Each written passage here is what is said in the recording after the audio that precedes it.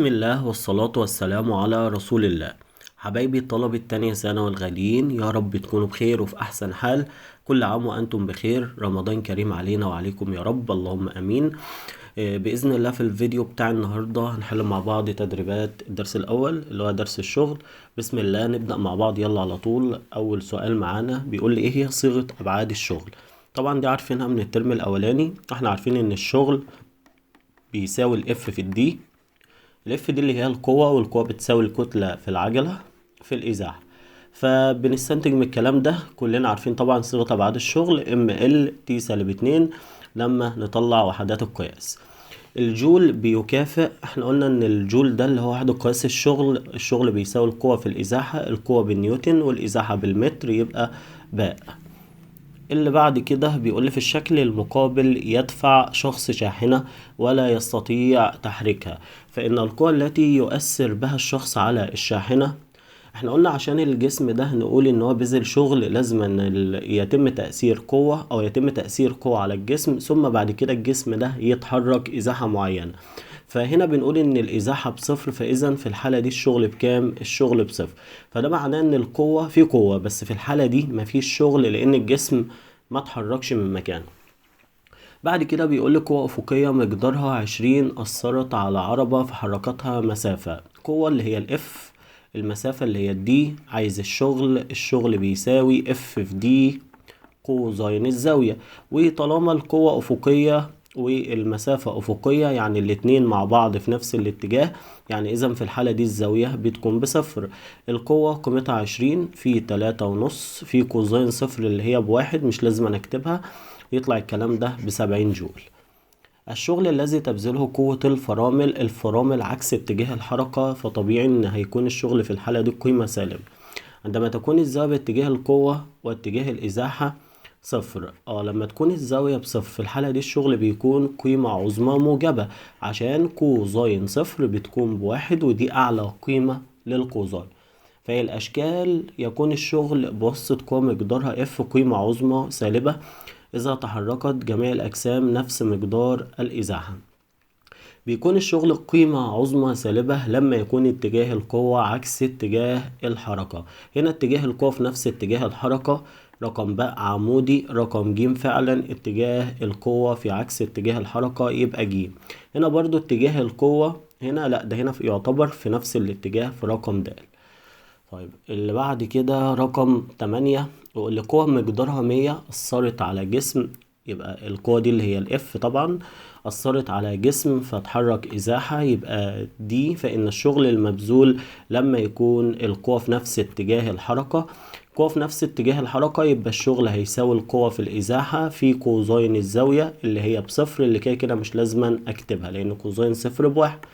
يبقى 100 في 2.5، 100 في 2.5 الكلام ده يديك كام؟ 250 جول. لما القوة تميل بزاوية 60، يبقى اللي هيتغير معايا بس الزاوية، يبقى اقول له اف في الدي اللي هي ب2.5 في كوزين 60، يطلع الكلام ده بالآلة الحاسبة 125. السؤال اللي بعد كده رقم 9 بيقول لي طفل كتلته، يبقى دي الام، يتحرك أفقيا، فيكون الشغل الذي تبذله قوة الوزن. سؤال مهم، خلي بالك ويخدع أي طالب. هو الطفل ده بيتحرك كده أفقيا في الاتجاه الأفقي، سواء كان يمين أو يسار. قوة الوزن بتاعته اتجاهها لأسفل، يعني قوة الوزن هنا عمودية على اتجاه الحركة. يعني كده الزاوية ب90، وكوزين 90 أصلا بكام؟ بصفر. كوزين 90 بصفر، في الحالة دي الشغل المبذول بصفر من غير معوض، لان احنا قلنا لما بيكون اتجاه القوة عمودي على اتجاه الازاحة او اتجاه الحركة، في الحالة دي الشغل بيكون بصفر. واي جسم بيعمل حركة دائرية بيبقى بسبب قوة عمودية، فبرضه الشغل المبذول عليه هيكون بصفر. النقطة رقم 10، في الشكل المقابل السهم يوضح اتجاه القوة التي يرفع بها الشخص صندوق، فإن الشخص بيقول لي بقى يبذل شغل على الصندوق لأن القوى المؤثرة أقل من قوة جذب الأرض. أن القوى المؤثرة في نفس اتجاه الإزاحة لا يبذل شغل، لأن إزاحة الصندوق هو هنا بيبذل شغل، أصلا بيرفع الجسم الأعلى عكس اتجاه الجاذبية. طيب في الحالة دي بقى ليه هو بيبذل شغل؟ لأن القوة على الصندوق أقل من قوة جذب الأرض له؟ طبعا لأ. يبذل شغل على الصندوق، لأن القوى المؤثرة في نفس اتجاه الإزاحة فعلا هو بيأثر بقوة الأعلى، وكمان الصندوق ده بيتحرك لأعلى، فالقوتين القوة الإزاحة هما الاتنين مع بعض في نفس الاتجاه. رقم 11، شخص يسحب صندوق لمسافة في اتجاه يميل بزاوية 30، فإن الشغل المبذول، الشغل عارفين ان هو الاف في الدي كوزين الزاوية سيتا اللي هي كوزين 30، كوزين 30 بجذر 3 على 2، فتطلع الإجابة د. رقم 12، أي القوى التالية تبذل شغلا على الجسم الذي تؤثر عليه؟ قوة الجاذبية على قطار، يعني المفروض القطر ده ماشي لقدام، قوة الجاذبية لأسفل دي قوة عمودية. القوى التي يدفع بها طفل شجرة ضخمة مش هيقدر يحركها، الإزاحة بصفر يبقى الشغل بصفر. قوة الاحتكاك بين إطارات سيارة وطريق عند استخدام الفرامل، طبعا رقم ج تنفع، لأن قوة الاحتكاك عكس اتجاه الحركة، يبقى في الحالة دي الزاوية ب180، ففي الحالة دي في شغل مبذول على الجسم وهيكون بالسالب، بس في الحالة دي في شغل. لكن طبعا ألف وباء غلط جدا، يبقى الإجابة الصح هتكون ج. السؤال اللي بعد كده بيقول لي الشكل البياني المقابل الشغل المبذول والإزاحة الأفقية. طيب هو هنا بيسألني عن مقدار القوة اف، فانا المفروض الشغل بيساوي القوة في الازاحة، فعشان اجيب القوة فانا محتاج ان انا اقسم الشغل على الازاحة، فكده هجيب من الرسمة الميل، يعني 30 على 6 على طول، اطلع الاجابة 30 على 6 فيها 5. اللي بعد كده برضو رسمة بيانية، بس هنا المرة دي بيقول لك ايه، هو مديك القوة والإزاحة وعايز الشغل. طب الشغل ده عشان اجيبه بجيبه عن طريق القوة في الإزاحة. طالما الحاجة اللي انا عايز اجيبها من على الرسمة حاصل ضرب الحاجتين التانيين في بعض اللي هم على الرسمة، يبقى كده بجيب مساحة تحت منحنى. لكن لما في السؤال اللي فات الحاجة اللي انا عايزها قسمة الصاد على السين، جبت الميل. طب بجيب المساحة هنا ازاي؟ والله الشكل اللي قدامي ده مستطيل، بجيب مساحة المستطيل الطول في العرض، يعني 6 في 10 ب60 جول. رقم 15 بيقولك دراجة نارية تحرك تحت تأثير قوة الموتور وفي قوة احتكاك. يبقى محصلة القوة اللي بتأثر عليها أطرح القوتين من بعض. بيقولك الموتور ده بيشد لقدام 500، وفي احتكاك بسبب الطريق اللي هو 200، يبقى محصلة القوة بتاعت القوتين دول أطرح الاتنين من بعض يبقى 300. ماشي، والمسافة اللي اتحركها يبقى دي. اذا هجيب الشغل المبذول عن طريق ان انا هضرب القوة في الازاحة، يعني 300 في 50، 3 في 5 ب15، يبقى الاجابة الصح هتكون رقم الف. 16 بيقول لي إذا زاد مقدار القوة الموسعة جسم للظهر بحيث يكون له نفس الإزاحة، فإن الشغل بيساوي القوة في الإزاحة. أنا بقول لك الإزاحة ثابتة، ضربت ده في 2 يبقى الناتج اللي بره هو كمان كأنه انضرب في 2، يبقى هيزيد للضعف لأن علاقة طردية. 17 تسير فتاة في مسار أفقي لمسافة، يبقى دي وتحمل حقيبة وزنها، ده الوزن اللي هو القوة طبعا، ثم تصعد سلم لتصل للدور الثاني على ارتفاع 8، ده الارتفاع اللي هو الاتش، فيكون الشغل الكلي الذي بذلته الفتاة على الحقيبة. هنا الشغل المبذول هيكون في الاتجاه الرأسي، لأن المفروض أي جسم وزنه لأسفل فيحتاج قوة تطلعه لفوق لأعلى. طيب لو الشخص ده ماشي في مسار أفقي والقوة الأعلى، يعني لو المسار بتاعه أفقي والقوة اتجاهها الأعلى، فكده الزاوية ما بينهم 90، في الحالة دي ما فيش شغل. لكن هو بيحركها بقى في الاتجاه الرأسي، يعني القوة الأعلى وكمان الحركة الأعلى، يبقى كده الاتنين في نفس الاتجاه، يبقى الشغل قيمة عظمى، يبقى الاف في الدي. يبقى هيكون في شغل في الاتجاه الرأسي فقط، يبقى 10 في 8، 10 في 8 ب80 جول. لكن الاتجاه الأفقي مش هيبقى فيه شغل مبذول عشان الزاوية ب90. 18 بيقول لي تدفع عربة طفلتها بسرعة ثابتة على طريق مستقيم بقوة تصنع مع الأفقي زاوية 60، وكانت العربة تتعرض لقوة احتكاك، ده الاحتكاك، وخلي بالك الاحتكاك اللي هو ده عكس اتجاه الحركة، يبقى أنا القوة اللي معايا معطى قوة الاحتكاك دي موجودة معايا، قيمتها بكام؟ ب20، والمسافة ب5. عايز الشغل المبذول بواسطة الأم. لو انت معاك القوة بتاعة الام اللي هي قوة ايديها اللي هنا اديها لك برقم، كنت في الحالة دي هتقول ان الشغل المبذول بيساوي القوة دهيت في كوزين الزاوية، وتعوض في القانون بتاعك عادي، يعني اف دي كوزين الزاوية اللي موجودة. طيب هو هنا اداك القوة بتاعة الاحتكاك اللي هي القوة الأفقية أصلا، يعني قوة مش مايلة بزاوية. الاحتكاك قوة كده في عكس اتجاه الحركة، يعني كأن الزاوية هنا ب180، لأن المفروض العربة هنا بتتحرك لقدام والاحتكاك عكسه، فالزاوية ما بينهم 180 كوزين 180 سالب واحد، يعني هيطلع الشغل قيمة عظمى ولكن سالبة عشان عكس الاتجاه. طيب ماشي، يعني في الحالة دي أقول إن الشغل بيساوي على طول القوة في الإزاحة. القوة اللي هي 20، الإزاحة اللي هي 5، أضرب الاتنين في بعض، 2 في 5 ب10، فتطلع الإجابة 100. لكن بقى خد بالك، لو كان مديك القوة بتاعة الأم نفسها، دي اللي مايلة بزاوية، لكن الاحتكاك انت معاك قوة الاحتكاك وده غير مايل بزاوية، فهتضربه في زاوية ليه؟ لكن الزاوية دي بتاعت قوة الأم نفسها، لو كان مديها لك دي اللي كنت في الحالة دي تضرب في الزاوية. رقم 19، الشكل المقابل يوضح قوتان تؤثران على جسم موضوع على سطح أفقي، فإذا تسببت القوتان في إزاحة يبقى دي إن الشغل الذي تبذله القوة المحصلة، طالما في قوتين عكس بعض محصلتهم طرح 6 - 2 ب4، وعوض عادي بقى في القانون، الشغل بيساوي القوة في الإزاحة 4 في 1، برافو عليك ب4. رقم 20، يتحرك جسم كتلته، يبقى الام في خط مستقيم بعجلة، يبقى الايه مسافة، يبقى الدي عايز الشغل المبذول، شغل بيساوي القوة في الإزاحة، بس انت عارف من الترم اللي فات ان القوة بتساوي الكتلة في العجلة وادي الإزاحة. يعني هنضرب الأرقام دي كلها في بعض، 2 في نص في الإزاحة اللي هي 5، فتطلع الإجابة 5.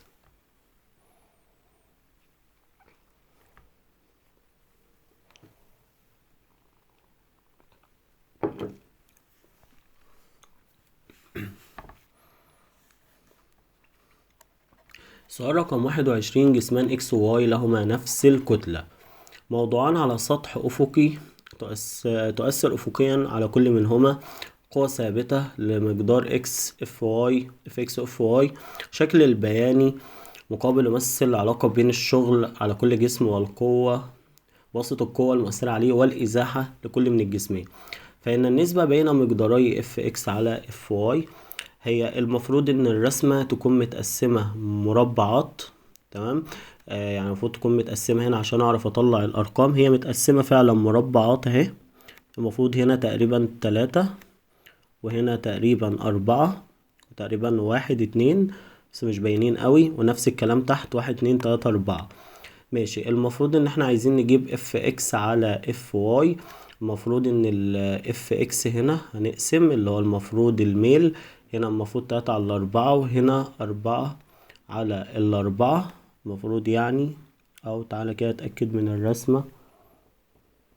لا، هي هنا المفروض ده ب2، المربع ده المربع رقم 2، ده المربع رقم 1، وده المربع رقم 2، وده المربع رقم 3، وده المربع رقم 4.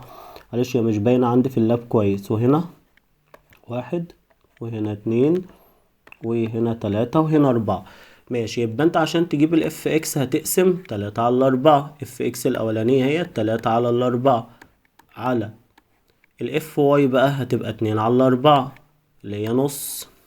3 على 4 على 1 على 2، يعني المفروض كده هتطلع 3 على 2. تمام، هي معمولة مربعات فانت هترقم المربعات، هي بس كانتش باينة عندي في شاشة اللاب.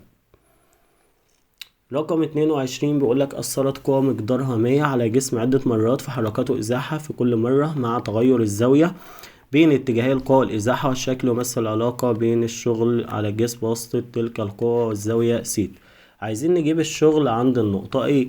عند النقطة ايه ده أعلى قيمة للشغل، وأعلى قيمة للشغل بنضرب الإف في الدي على طول.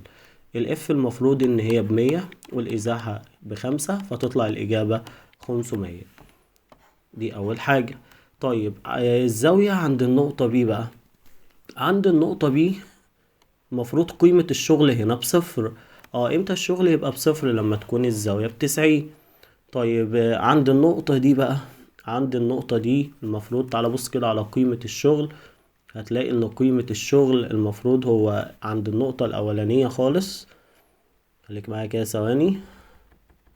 عند النقطة A دي اعلى قيمة للشغل، عند النقطة C دي نصها، لان بيقولك الحتة دي قد دي. فاذا هنا نص الشغل، يعني لما تروح كده عند النقطة دي المفروض الزاوية اللي هنا بتديك نص قيمة الشغل. الزاوية اللي بتديك نص، اللي لما نيجي نعمل لها كوزاين، هتجرب الآلة الحاسبة هتلاقي كوزاين 60 هي اللي بتدي نص. فعشان كده عند النقطة دي هتكون الزاوية ب60، لأن في الحالة دي الشغل بيساوي نص القيمة العظمى. طيب اللي بعد كده السؤال، جسمان X و Y لهما نفس الكتلة. جميل. يتحرك كل منهما من السكون. حلو خالص. تأثير قوى مختلفة مختلفة، قوى أفقية مختلفة محصلة. ماشي، يعني بديك القوى المحصلة. الشكل يمثل علاقة بين السرعة والزمن. فإن النسبة بين مقداري الشغل بواسطة القوى عندما يقطعان نفس الإزاحة. ماشي، المفروض إن الشغل بيساوي القوة في الإزاحة. طب هو بيقولك أول مرة نفس الإزاحة، يعني سيبك من الإزاحة. طب القوة بجيبها إزاي؟ القوة بتساوي الكتلة في العجلة. طب هو قال لي إن هما لهما نفس الكتلة، يبقى أنا كده محتاج أجيب العجلة. طب العجلة ما هي بتساوي من الترم اللي فات بتساوي سرعة على زمن. السرعة هنا ب2، وخلينا نفرض ان الزمن ده ب1، يعني 2/1 فيها ال2، ده بتاعت الإكس. طب بتاعت الواي 3/1 فيها ال3. طيب يعني القوة الشغل بيساوي القوة في الإزاحة. الإزاحة شلناها، القوة بتساوي كتلة في عجلة، شلنا الكتلة، يبقى احنا عايزين العجلة. عجلة إكس ب2/1 وعجلة واي ب3/1، فلما تقسم إكس على واي فتطلع 3/2.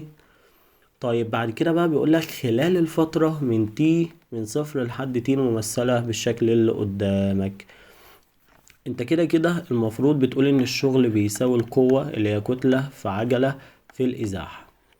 احنا هنا المرة دي هنشيل الكتلة بس، لان هنا مقالكش نفس الإزاحة. طيب حلو، يعني المفروض شغل اكس على شغل واي هيساوي ax على ay، وهيساوي كمان دي اكس على دي واي، لان القانون اللي بيقول كده.